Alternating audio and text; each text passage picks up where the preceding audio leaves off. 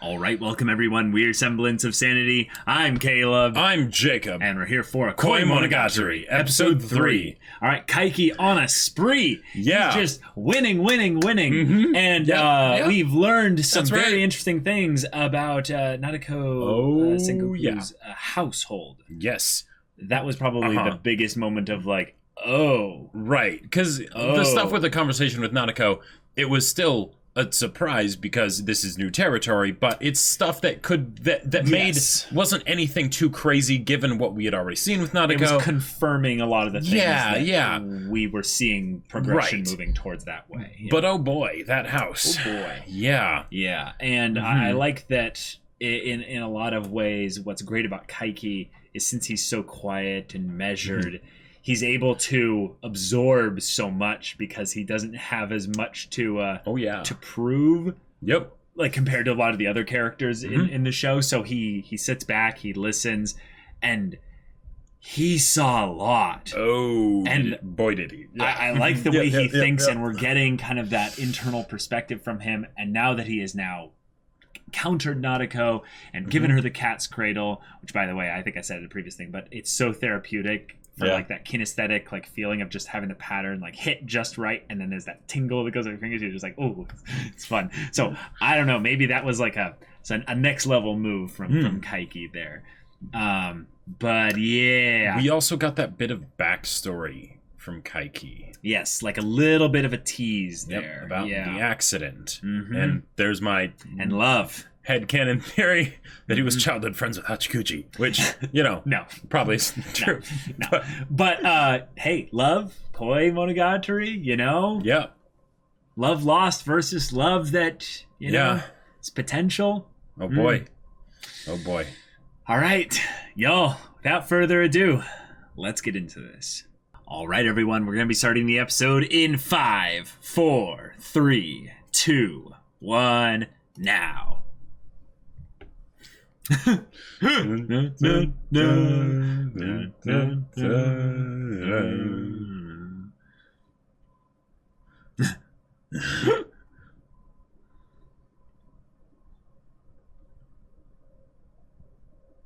We can't talk about this over the phone. Ha.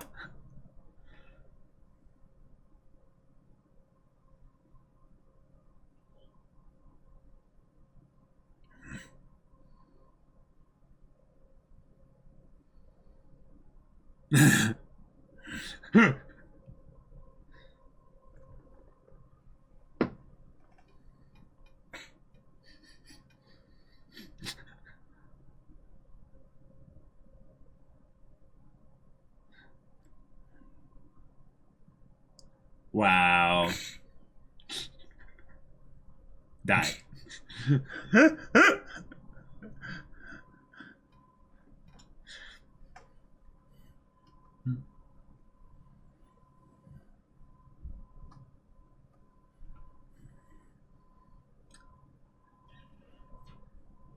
Torisugita towa so subeta ga sasai na koi naru.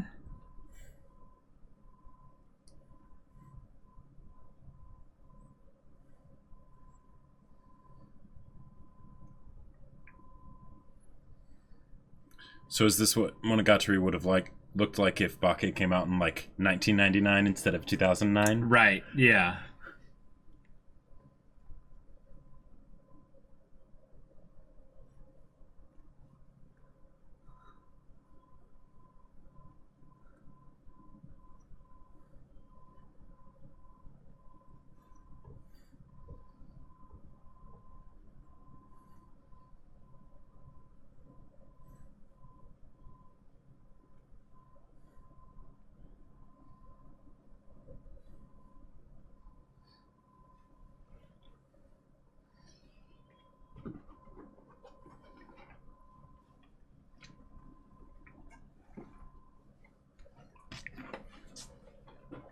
Okay.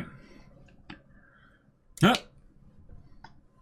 Nice outfit, Hitagi. I like the outfit. Yes.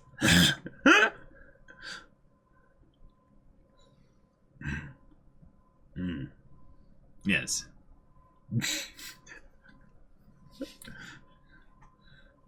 Yeah, yeah.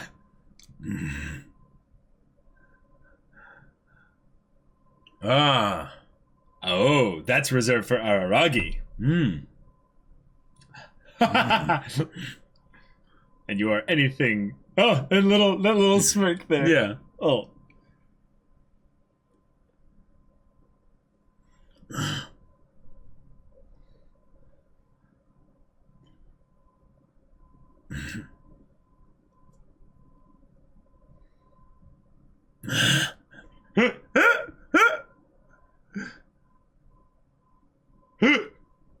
All right, donut time. Mr. Donut. Yes.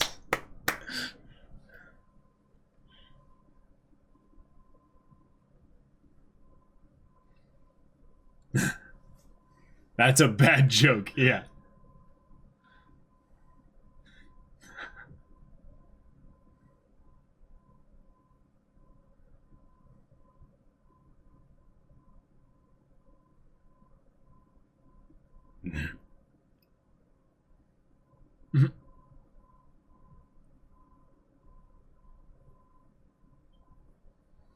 It's not her style.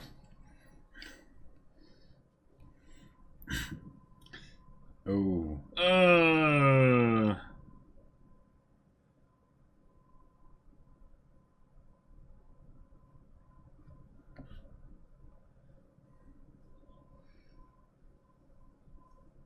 Hmm.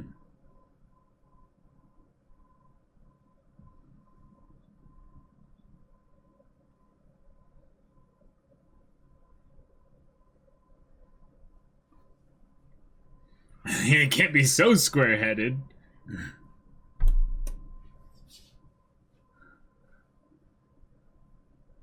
Oh.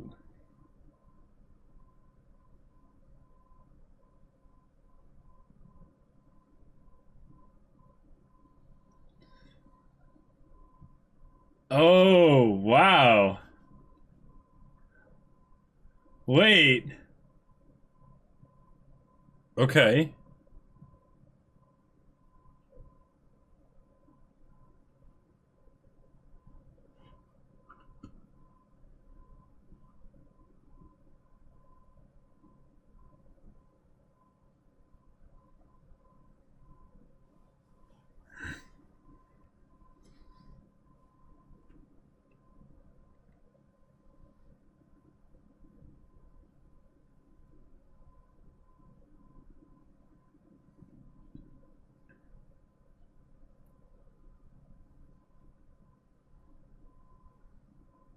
Okay.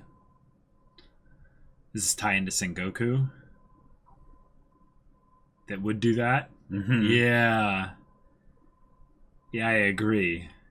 Yeah, probably.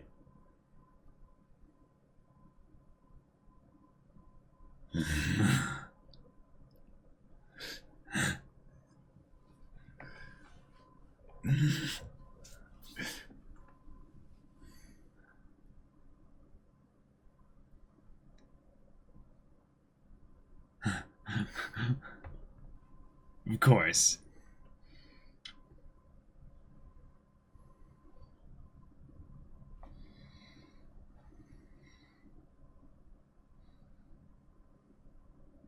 Yeesh. Did she though? But did she? Yeah. Yeah. Yeah. Yep. Mm-hmm.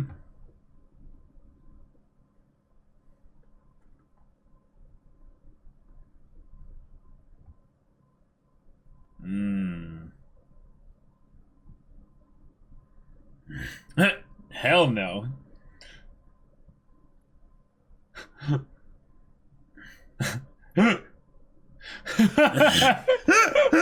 He's like, really? Me?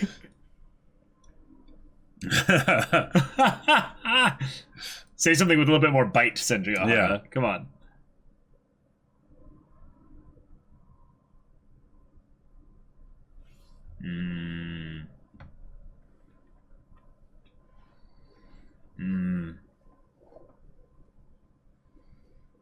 So it shouldn't matter.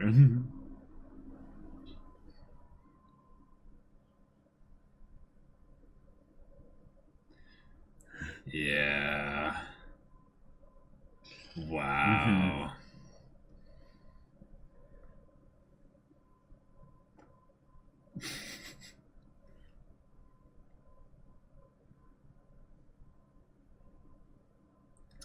Yeah, yeah, exactly. But for Yes. someone, yeah. Okay.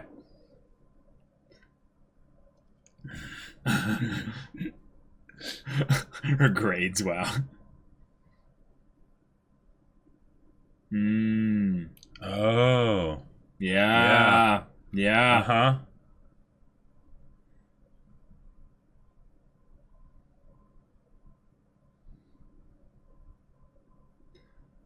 Holy crap. Whoa.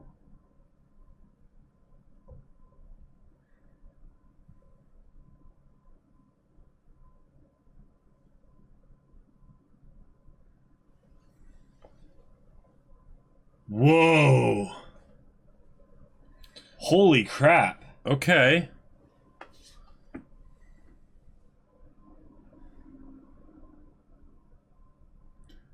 Huh.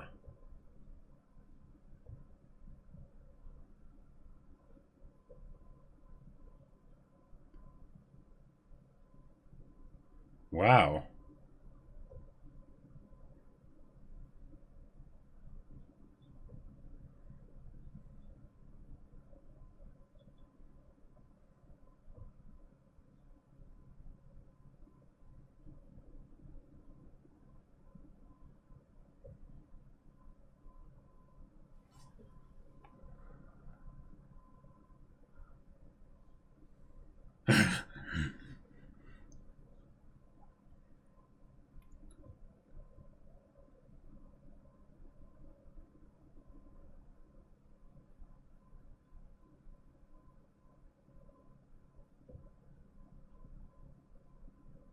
Mm-hmm.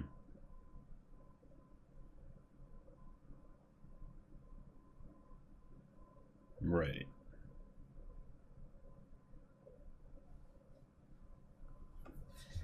Okay. Yeah. Yeah. Yeah, Makes definitely sense. sense that from Yeah. the encounter with her. Oh. Because she can kind of just have whatever she wants now, so... Hey, yeah, just a little bit. Yeah.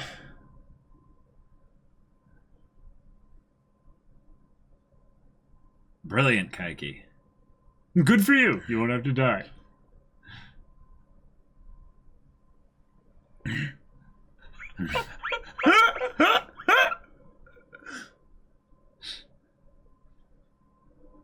Ah.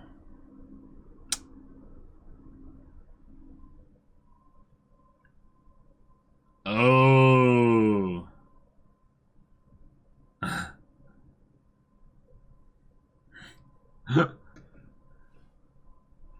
Ah, this track. If I steal from you. There you go.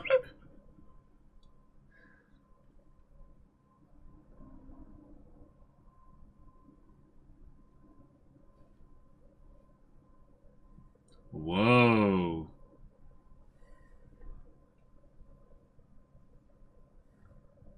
Yeah.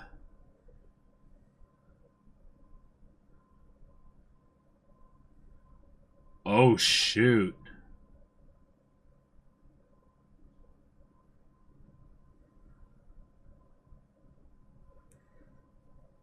I don't So know is if an this all ultimatum actually like the that. wrong way of doing this? Is she gonna have her bathroom conversation now?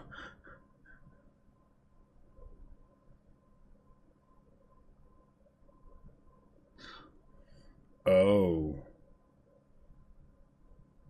Oh.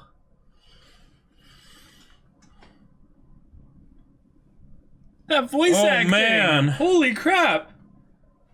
Whoa. I did not expect that. Me neither.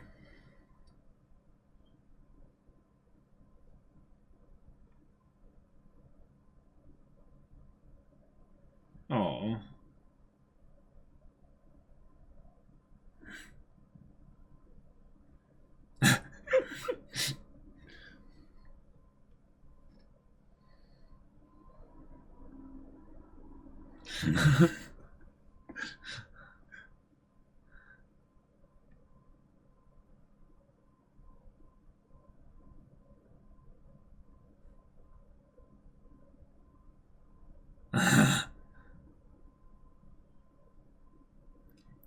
Yay. What a surprise!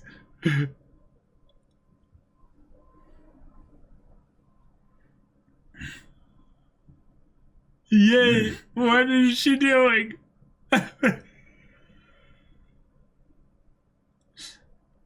Wait a minute. Oh, wait. Someone that's dead? Whoa, wait a minute.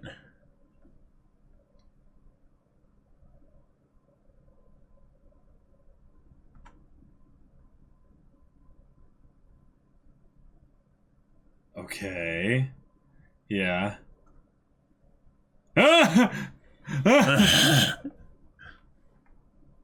Too late.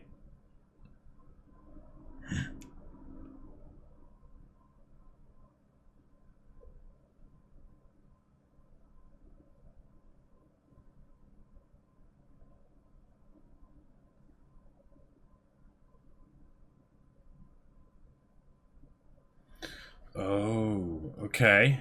Oh, crap. This is not how your character is lately. Yeah, I thought so, yeah.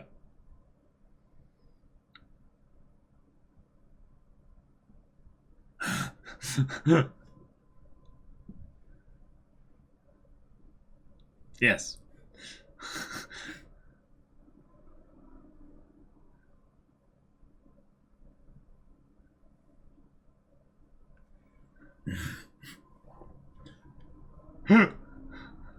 I love Kaiki's voice acting. It's amazing.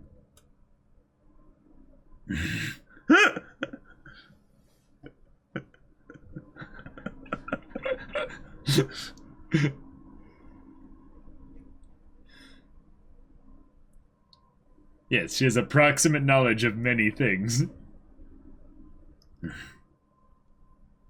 Oh, yeah, I'm listening. Oh! Oh, That's no. enough for 100,000 yen each day for a month. But this is the thing. Oh.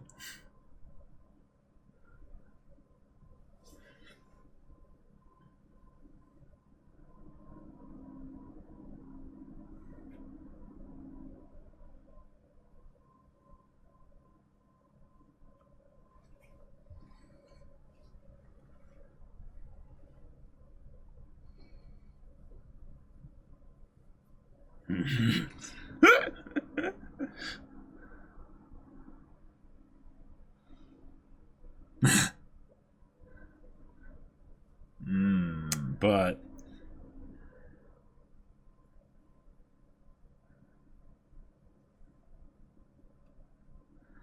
So there's more to it than just whether or not he fails. wow.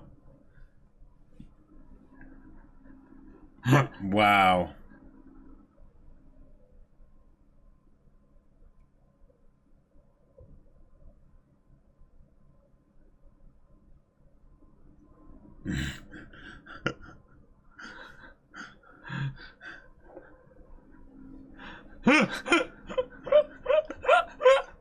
Wow.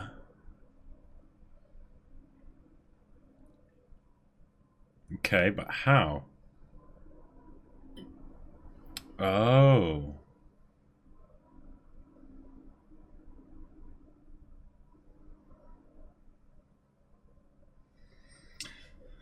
Guy in here in the background kind of Keikaku Dori this whole thing. Yeah, would that have been like since Kizu?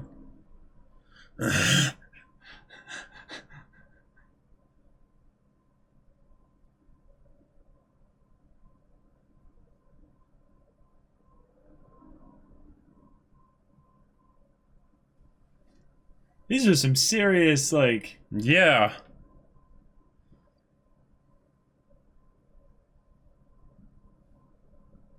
Oh.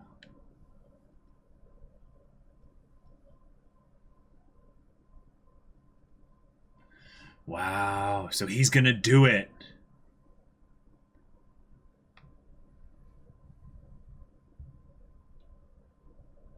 And it's all these things to showcase what we would typically expect of him to do. Mm-hmm. Oh, no way! Well, come on. Oh, of course. But the 3 million yen. Yeah, exactly 100,000 for each. Yep. But Gan would know about that, right? Yeah.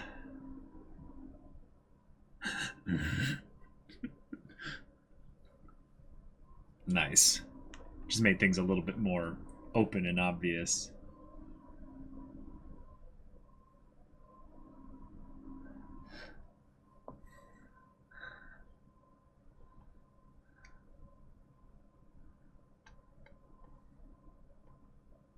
Mmm.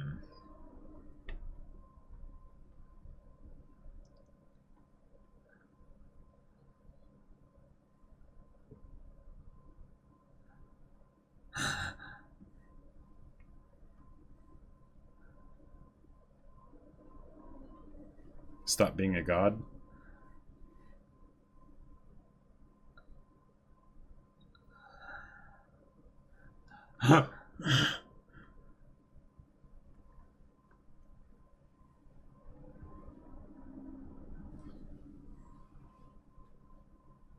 Wow.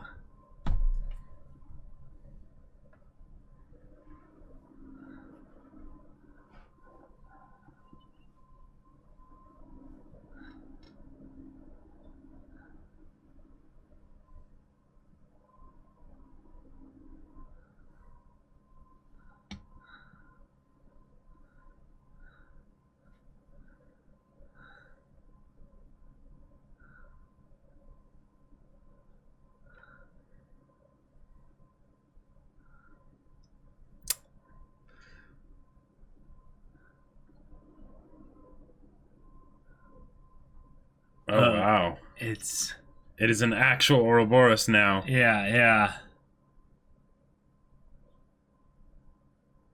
Yeah.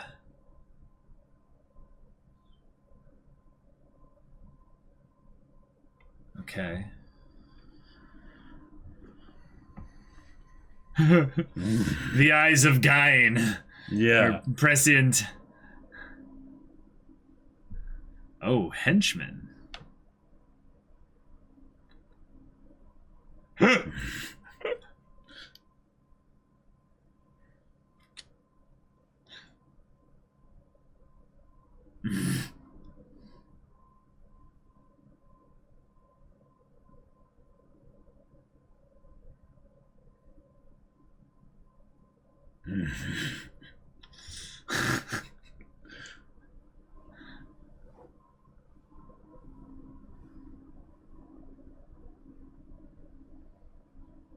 Okay.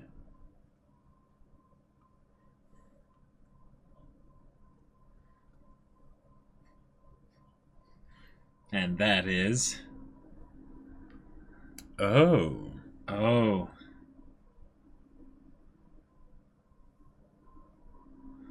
Go to the parents.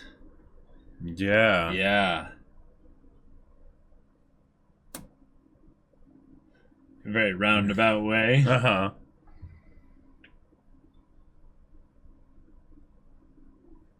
So they leave the house, and he goes into into their place. Yep. And checks out the room that... What? All right. Okay. Way to go, Kaiki. Let's open this closet. Oh.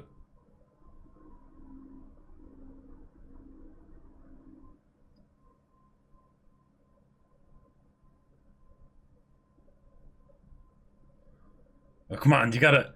Oh, No, come on! Come on! What?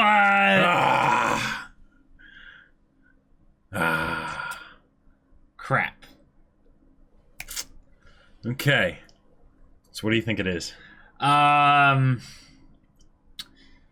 you think it's something gross? Something something shocking or just something just weird? I don't know, because I feel like it has to be one of those three things, and those are pretty distinctive things. Right. Well, and he said it was what broke her, right?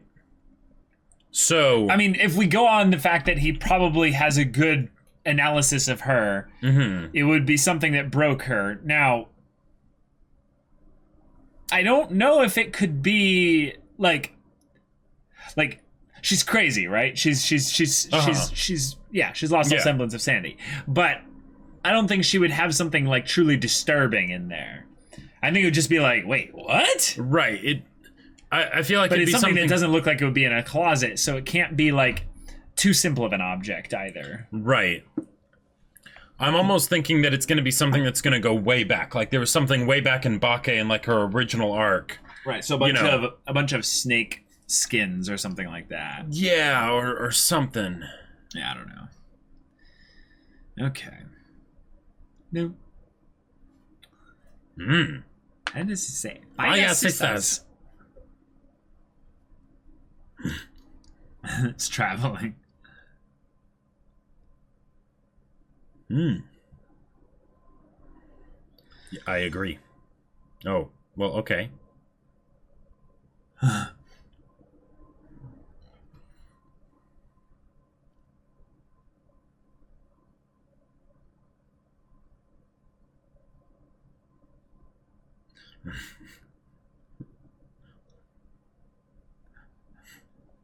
Okay.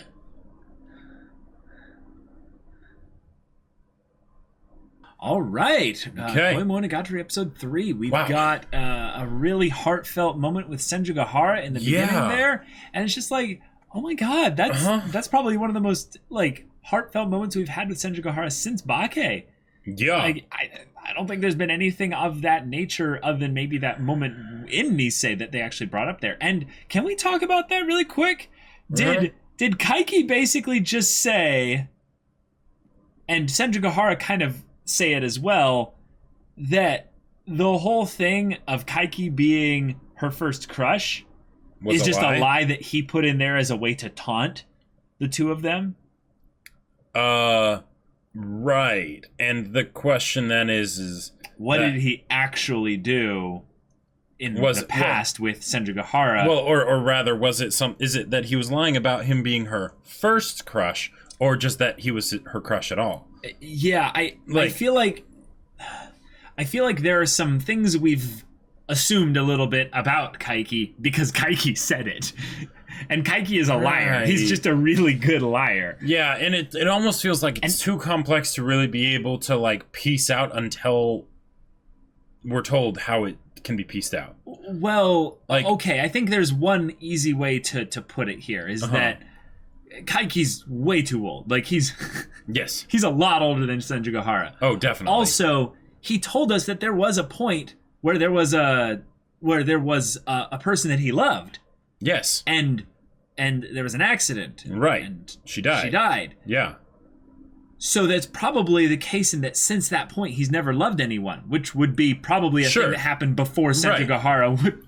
Yeah, which makes sense because that was confirmed that he had the unrequited love aspect that Nadeko had as well. Yeah.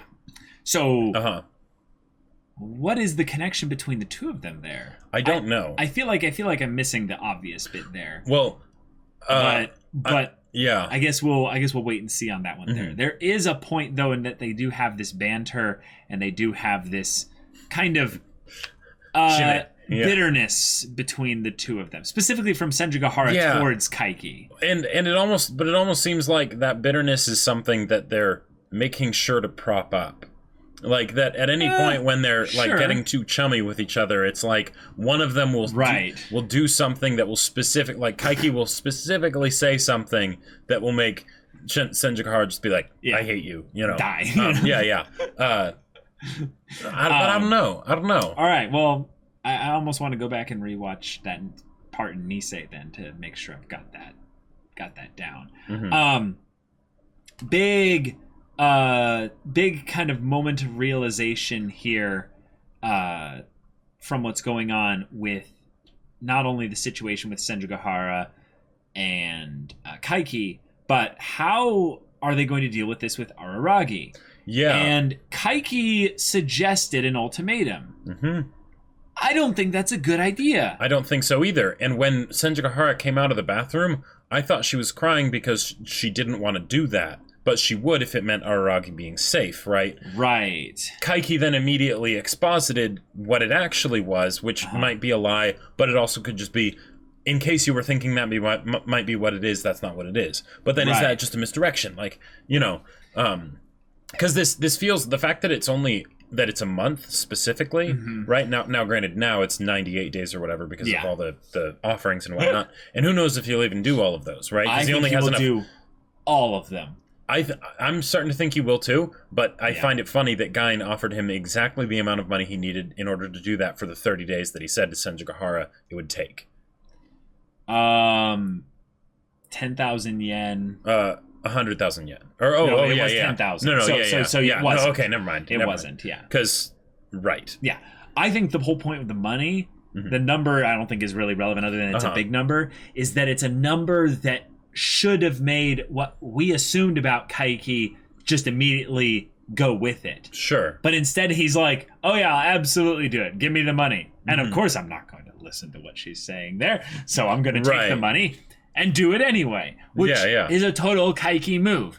But the idea that he doesn't feel afraid about the idea of an all-knowing whatever Gain is being his enemy because he never liked her in the first place, which Kaiki liking people in general just seems like a pretty foreign concept. But this guy has heart. He has heart in there. He was moved by Senjigahara's it made him uncomfortable probably because it made him feel things that he's not letting himself feel. So now that was really cool. One of the things that I am really, really curious about how they decide to take this because with Kaiki, because he's so well he's not really dual natured because he knows exactly what kind of nature he is, and then he puts on that fake nature, and whether it's complicated, right? It's a shield basically. Yeah, and does it get to the point where that shield becomes truly who he is? You know, sort of like I'm thinking like the Bruce Wayne Batman kind of a thing, right? Okay. Yeah, I think one way to put it is just, do our actions inform our identity? Sure. Like, that's kind of the question that his character walks the fine line of. He's like, well, yes, but actually no. Well, right. Yeah. And the whole actions speak a lot louder than words thing does hold up with him because he lies all the time. Right. So in his respect, he would say, yes, your actions do inform your identity. And my action is that I lie often and do the thing that I consistently lied about. So you can almost expect in some ways. Yeah, a dishonest man you can always trust to be dishonest. Yes, honestly. Yeah, it's the honest ones you want to look out for. Right. You can never predict when they're going to do something incredibly stupid. Araragi. And that's what it is with Araragi, right? Is that they're needing to deceive Araragi, which is something that Senjigahara probably doesn't want to have to do. Because otherwise he will do something incredibly stupid. Now, that's probably what Gain predicts will happen, regardless of whether or not... Well, no, she's doing it based on the risk potential of him failing. Yeah, and there was that whole thing that Gain went into about the whole town and that she wanted Shinobu to become god and all that stuff. But this is through the voice of Yotsugi. Right. Which, why is Yotsugi specifically maneuvering with this, and then also completely kind of dodging this whole thing of...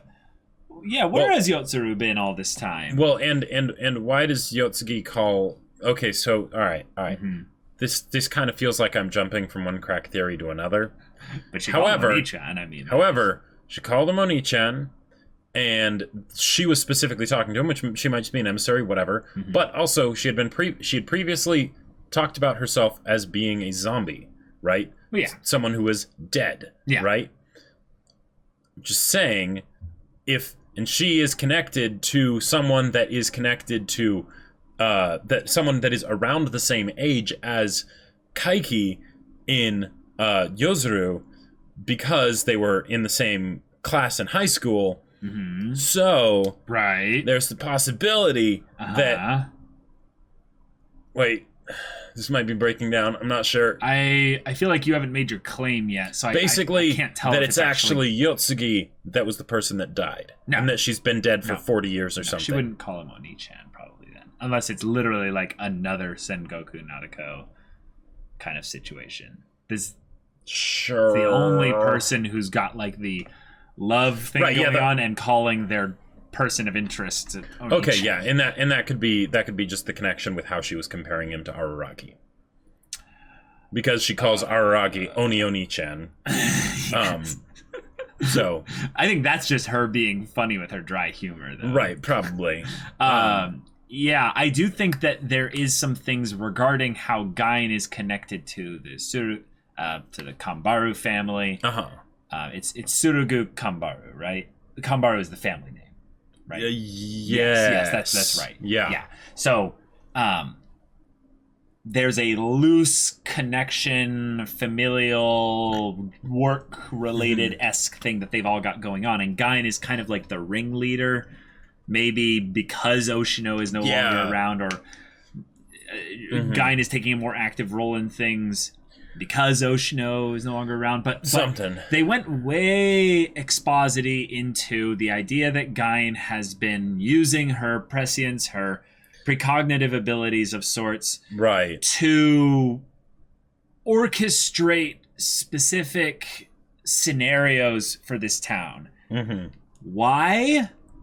Who knows? Who knows? But the fact that Shinobu is just getting casually dropped as Shinobu is clearly the one to become a god. And I'm like, whoa, hold up a second here. Right. Well, this is some foundational, story stuff where they're trying to set up a big aha moment. Yeah. And they need to do this type of conversation in order to have it hit somewhere. Now, granted, anytime you have someone that has a clairvoyance of that level, right? Where, whenever it's that they know everything, then that means that it in one way it suits itself very well to a happy ending, because everything all worked out in the end and it was all their plan all along, kind of a thing, right? If they have good intentions for everything. Yes. If they don't, then you're screwed and there's nothing you can do about it, right? Because maybe this is just a thing that we're supposed to just accept, but it's something that on a meta level I always kind of think about a little bit weirdly with Monogatari. Monogatari just has the main cast, and in some ways it's great because then that means every character is important. Yes, but that also means whenever they say we have to protect this town, I'm always like, no, you have to protect the main characters that are named in this town. Well, maybe that's what it is that's the disruption, in that originally it was Shinobu, but then because of potentially what happened with Araragi, the fact that he had pity on her and the fact that he was suicidal at the time, threw everything out of whack, right? Right. And so then Gain has been constantly trying to adjust because Araragi had his moment with Shinobu in the very beginning. And now Araragi's been on this path to basically recovery and stuff, and he's come a long way since then. He's come a long way. And he's helped a lot of people. What do you... But I was going to say, if anything, Araragi has been kind of this little chaos orb of changing established orders of things. He's the protagonist, but there's been many situations that played out probably not the way Gain intended them to, because Araragi has this nature, this desire to help people regardless of whether or not it's the best way to help them. Sengoku is probably the best example of that, where he actually made it kind of worse. He made it either worse, or he just kind of moved her along so that she could do her own stuff. I am still of the opinion that the way that they're going to get out of this is by going through it, not avoiding it or backtracking it, right? Right, I agree, yeah. So when Kaiki talked about the whole thing of a month, right? That's much less than the amount of time actually needed. Now, he currently has the whole thing of the 98 more offerings and whatnot, right? So, okay, that's what he's doing. However, the idea that the 30 days would have been the way to fix it, with fooling Araragi and making Sengoku think that they were dead and stuff, right? That's not 100% win. No. That's not 100% win, which isn't what you would expect when you have someone that's all-knowing, that's even slightly involved in the equation. And 2, given the fact that Monogatari as a story, as a show, is about each character resolving their own internal struggles themselves, the fact that, well, and also the fact that we saw the future and saw Araragi and Hanakawa and Sengahara and Shinobu at the shrine does also affect things. Or wait, was Hanakawa there? I can't remember. But yes, it was Hanakawa, Sengahara, and Araragi and Shinobu. Right. Exactly. The quartet of powerhouses in this story. Yes. Basically Sengoku needs to figure this out, right? Mm-hmm. She needs to work through what she's got here, and it's a number, right? It's not going to be easy. It's going to be complicated and messy. Yeah. But that's going to end up happening. So the question is then how does Kaiki fit into all of it? Mm-hmm. Because his way that he's going about doing this, maybe it's what will give them the opportunity. But that original idea seems less than ideal. Yeah. And maybe maybe I should just take what Kaiki said after Sengahara came out and it was obvious that she had been crying at face value, in that that's what it actually was. It was because she was, relieved about the idea that Araragi could actually be okay. Let me bring that up, actually. But there was a part of me that really thought it was that she was realizing, basically, I'm going to have to lie to Araragi. I'm going to have to convince him that, everything is resolved or whatever, right? And the idea that Araragi is not the kind of person to just leave it at that, right? He's going to do absolutely everything he can to save Sengoku, right? Or at least to help her out, right? Since Sengoku has to save herself. Yeah. Okay. Yeah. I don't know.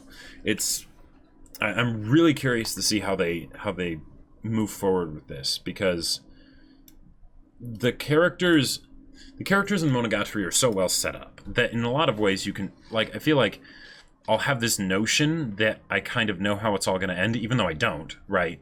But that because they're so fleshed out and so detailed, there is really only one way that it can end, right? When each character has the resolution for their arc, that's what needed to happen, right? And we've only had though one or two characters actually truly resolve their arcs though. Yeah, it'd be like Hanakawa, Hachikuji, and that's it. Yeah. And a lot of the characters are still on their arcs. And Sengahara is coming up on the end of hers, Hitagi end. Now maybe there's still more after this, who knows? But in some ways, she kind of I'm sorry, I don't mean to interrupt here, but it seemed like if anything, the Bake Nisei bit there was kind of a leapfrog where she maybe jumped past a problem that... Sure, yeah, because we haven't really seen her much since then. Right. Since Nisei. So maybe hers is mostly resolved. Yeah, and there's still more to see, and it'll be great to see that all happen. Mm-hmm. And then, of course, Sengoku has to resolve hers, and she's literally been placed in a location where this is where everything will be resolved, Yeah. Do you think Kaiki is doomed to fail? So, no. So then why do they confront Sengoku at the shrine if Kaiki succeeded? So, doomed to fail makes me... It paints this picture in my mind that it might as well not have been done. Well, but that's a meta way of looking at it. Well, yeah, but the idea that basically even if Kaiki might end up failing in the specific objective as they currently understand it, of making her think that they're dead or whatever, right? I think he could very easily fail, not because of Sengoku not being able to be convinced, but because Araragi is not the kind of person that will let it sit at that, right? And in order to keep a deception up, you need to have everyone involved on the table, right? Well, there's a part of this also that's out of Kaiki's hands. Yes. And that is the actual convincing of Araragi by Sengahara. Right. And I don't agree with an ultimatum. Oh, I don't either. I think that is one of the worst ways to get someone to do what you want them to do. Right, because let's say you do actually get them to do what you want them to do. And in a lot of ways, it is a very effective way of doing that. But what's the cost? What did you lose in the... And that's why I think Senjukahara was crying there. Like Really? maybe it is that it's what Kaiki said it was, because Senjukahara has always been very like straightforward in her own way with Araragi. I knew you were going to say straightforward, yeah. Like because yes, on the one hand, she totally has the duality in the subtext of what she says, right? Right. But there was also the whole arc with Hachikuji, where, you know, if you see something, right, and you know, if you don't see something and I seem to see something, right, if there's that disconnect there, don't keep quiet about it, because, you know, that's not good, that's not healthy, Yep. right? So this seems like a bit of a reneging on that, even though Araragi may have reneged on that, you know, a couple times since then as well, but, you know, whatever. Yeah. It's all part of the process. But so, yeah. Okay. I am worried. Mm-hmm. Not as much actually, really, regarding Kaiki now, as I am the two of them combined now. Senjukahara and Kaiki, or Yeah, because they're in the thick as thieves kind of feeling here. Uh-huh. And Senjukahara is doing all these things for someone else. Mm-hmm. And yet... Yeah. Yet this is called Hitagi End. Well, which potentially could have a very ominous... I don't think it's as ominous regarding the physical well-being or livelihood of any of these characters here. But... Yeah. I feel like what's going to happen is I feel like what's going to happen is something more where Senjukahara will take the sacrifice harder upon herself because she knows she can't convince Araragi. Well, right, because what's that thing Oshino always said? I can't save you. You have to save yourself. Yep. And right now, Senjukahara is trying quite well to save Araragi, but Araragi is a stubborn baka, right? You know, and he wants to help people. Oh yeah, he wants to take the long shot. He doesn't like necessarily. I mean, let me not put this in a negative. I think he's totally fine with the idea of trying to resolve the Sengoku Nadeko situation. Definitely. He's been trying to do but that I don't this whole think time. he would approve at all of what they're doing here. Nope, I don't think so either. And I think Senjukahara knows that, and that's why she hasn't told them. Well, not only that, she like literally doesn't want anyone in the town knowing that she's talking to Kaiki. That's not a life you want to live, Senjo. It's not. So I am more worried about like her faking her own death, because here's a scenario that like wouldn't even be like a problem here, but it'd be something that would be rather something. Let's say you don't think so. Okay, but okay. I just want to put this out there. If Senjukahara and Araragi weren't together, what would happen with Nadeko? Would she care? Would she still want to kill Araragi, or would it be okay at that point? Yeah, actually, like, would it be something? Would it be something else where maybe she is like, okay, now you promise yourself to me, and he's like, okay, I'm gonna help you, or something like that. I don't know where Senjukahara's priorities entirely lie in terms of order, but I would say Araragi is actually slightly above or equal to her own well-being. Oh, yeah, and okay, actually, wait, hold on a second. And if you think about it as a Hitagi End... Well, Hitagi End, yes, but also, okay, Senjukahara, she's the crab, right? Yeah. She's the tsundere. She's the person that has all these defense mechanisms set up in place so that she doesn't get hurt, right? Yeah. Now, she's setting up all these defense mechanisms so that Araragi won't get hurt. Right. Araragi is not the kind of person that likes to live in a shell, though. He likes to get the snot beaten out of him, and then he regenerates, right? Okay, sure. So, keep going with this, yeah. So, in this situation, she is... And you could take multiple perspectives on this, but she is trying to protect Araragi because she cares about Araragi, right? Obviously, yeah. Obviously, of course. Right. She's trying to protect Araragi because she couldn't bear the idea of if anything happened to Araragi, she would feel responsible or something. Right. And in that sense, it's something that's a bit more selfish. Absolutely understandable. All right. So make your big thing. Basically, the idea that this is all all the reason that it's Hitagi end is that this is a culmination of a growth that still needs to happen on the inside of Senjigahara, in that she hasn't fully been able to live a free life because she's still holding on to Araragi so tightly. And that doing that like a crab, right? That's now okay. Their relationship is great, it's solid, it's all that stuff, right? Wonderful. The thing is that this is something where she is, in a way, regressing into putting Araragi on the outside and putting Araragi into the crab shell, basically. And that's no good. It's certainly no good for them as a couple. Okay. But what are your thoughts? I like it for the most part. Mm-hmm. I do. I feel like if we look at this as like a cause and effect equation of sorts, with how this all goes here, there's a very clear snowball effect from Araragi, not snowball effect, cause effect relationship from Araragi to Sengoku that goes in with Senjigahara and Kaiki in the middle, though. Okay. And I feel like while Senjigahara is propping up Kaiki in between both herself and Araragi, with Sengoku on the other side there, Kaiki being that first buffer there means that in some ways, if this does all go wrong, I think he's the one that might, even before Senjigahara gets the chance to fall on her own sword, so to speak, he would do it. Okay.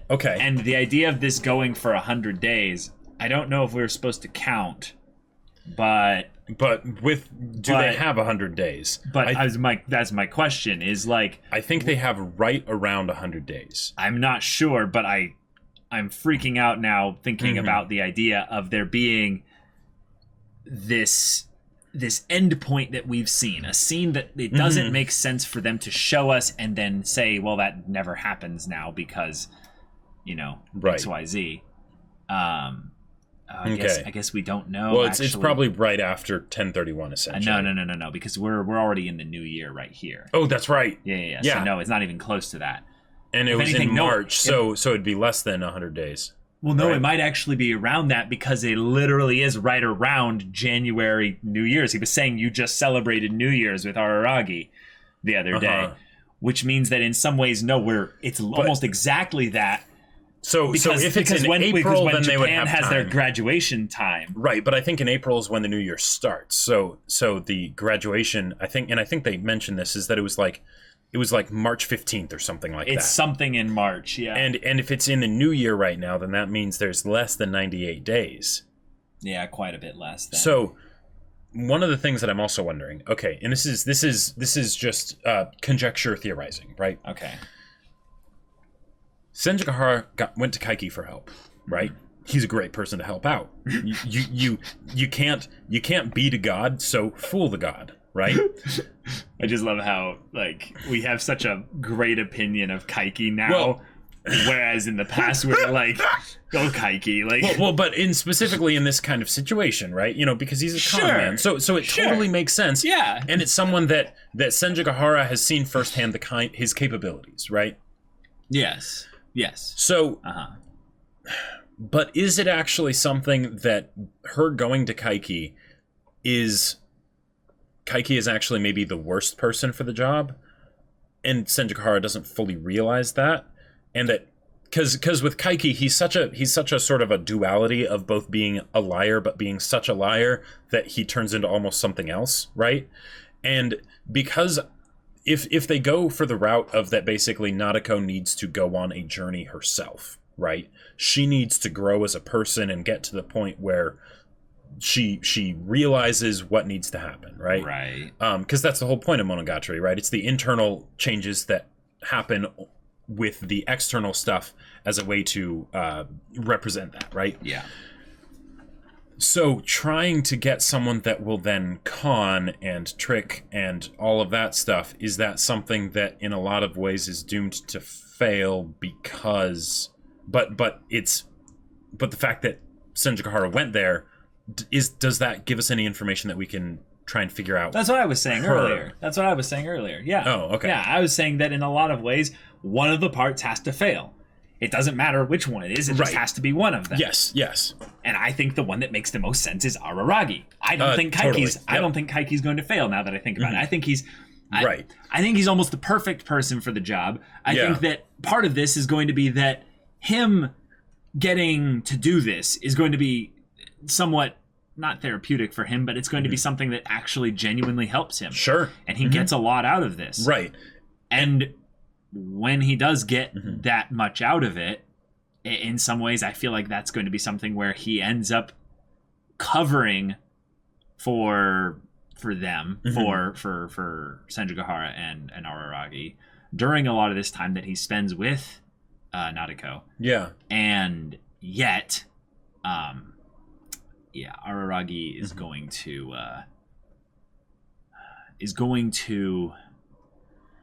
try and save her. He's going to try and do something that will help because that's who he is. And Kaiki and his efforts will mean something in the grand scheme of things. But it's going to feel like... But Aragi's still the main character, so... Well, it's going to feel like Senjugahara failed. Sure. Yeah, I could definitely see that. Because her goal was to protect Araragi. In some ways, to remove his choice from the matter. Yes.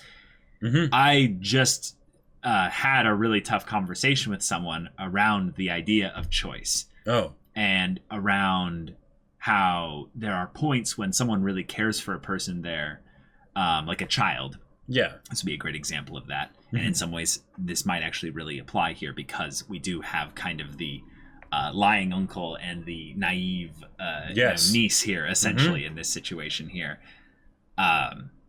Where people will make choices specifically to rein in the opportunity for someone to make dangerous choices. Right. So an example is you hold a kid by the arm when you're walking across the street so that they don't run into a traffic. car. Yeah.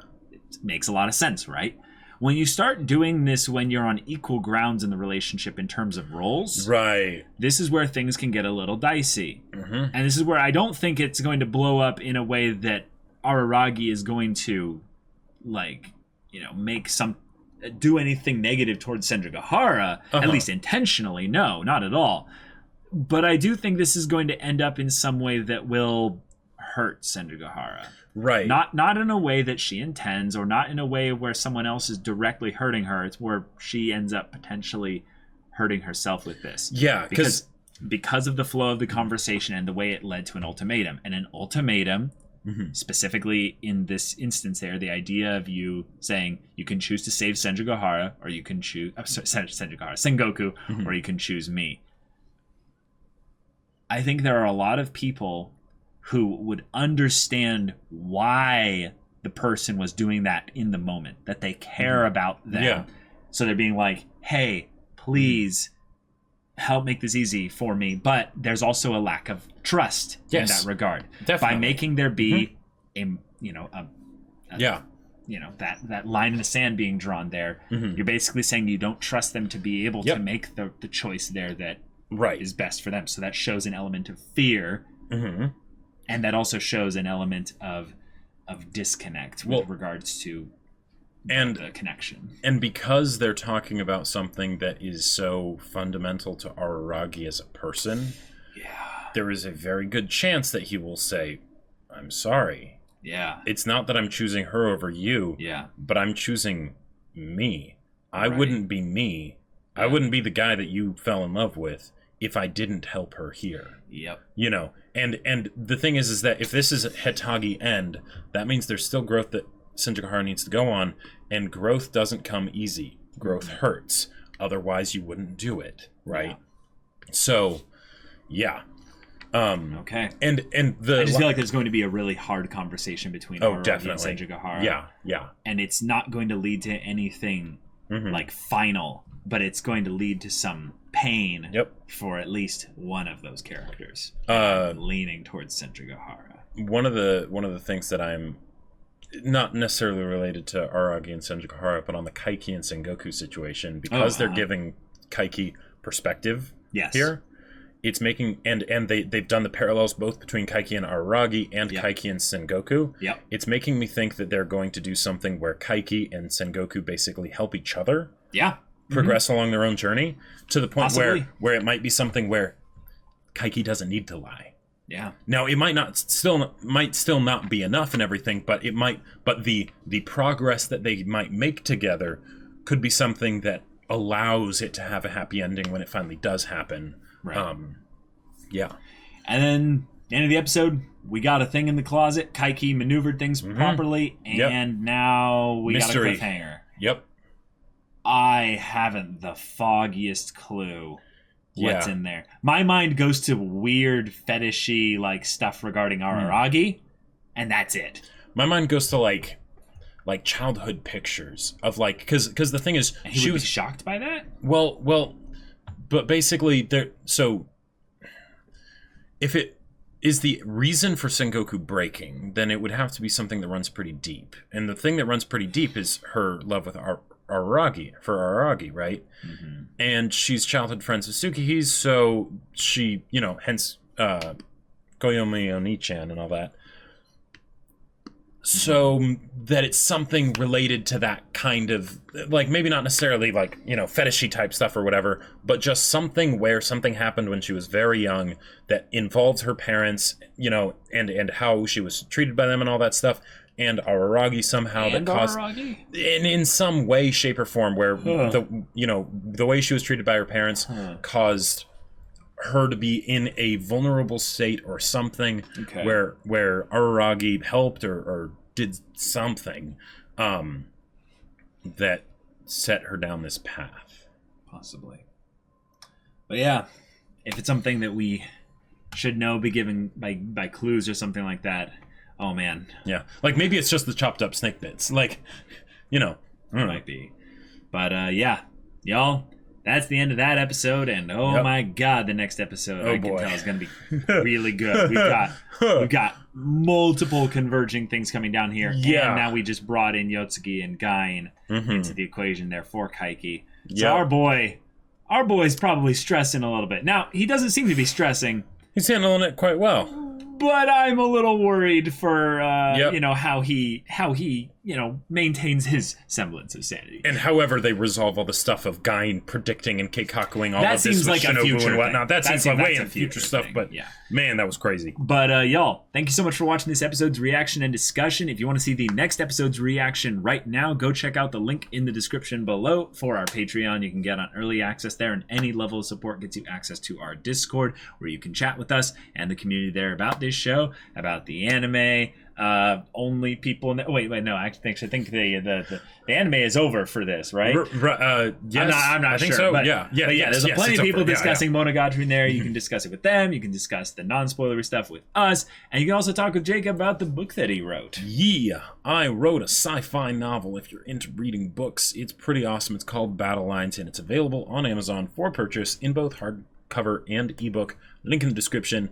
Go check it out. Yeah, so if any of that interests you, we'll see you there. But until then, we're Semblance of Sanity. I'm Caleb. I'm Jacob. And we'll see you all next time.